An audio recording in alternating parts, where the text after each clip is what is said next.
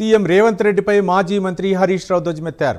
సంగారెడ్డి జిల్లా జిన్నారంలో బీఆర్ఎస్ ఆధ్వర్యంలో రైతు ధర్నా కార్యక్రమం నిర్వహించారు. కేసీఆర్ హయాంలో అందరికీ రైతు బంధు వచ్చిందన్నారు. ఓఆర్ఆర్ పరిధిలో ఉన్న 2 లక్షల ఎకరాలకు రైతు భరోసా ఇవ్వకుండా రేవంత్ రెడ్డి కోత పెట్టారని మండిపడ్డారు. అధికారంలోకి రాకముందు అరచేతిలో వైకుంఠం చూపించిన రేవంత్ రెడ్డి ఇప్పుడు రైతుల చేతులకు బేడీలు వేయించడం తప్ప చేసేదేమీ లేదని విమర్శించారు. జాగ్రత్త అని చెప్పి హెచ్చరిస్తా ఉన్నాం.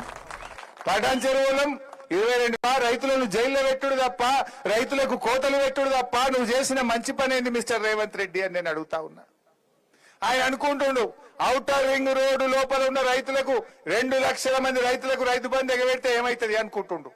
బిడ్డ, ఈ 2 లక్షల మంది రైతులు వచ్చి రేపు ఔటర్ రింగ్ రోడ్డును మొత్తం బ్లాక్ చేస్తే నీ దిమ్మ తిరుగుతా, జాగ్రత్త అని చెప్పి హెచ్చరిస్తా ఉన్నాం. పటాన్ చెరువులం 22,000 మంది రైతులున్నాం.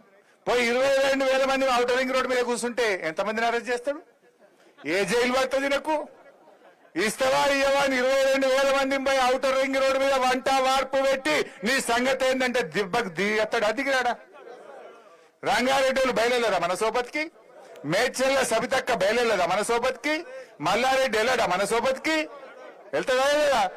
అందరం వెళ్ళి కూర్చున్నాక దెబ్బకి దిగుతాడు. అదిగడా మిస్టర్ రేవంత్ రెడ్డి, రైతులు మరి బయలుదేరక ముందే ఈ 2 లక్షల మంది రైతులకు వెంటనే రైతు బంధు వేయాలని బీఆర్ఎస్ పార్టీ తరఫున డిమాండ్ చేస్తా ఉన్నాం.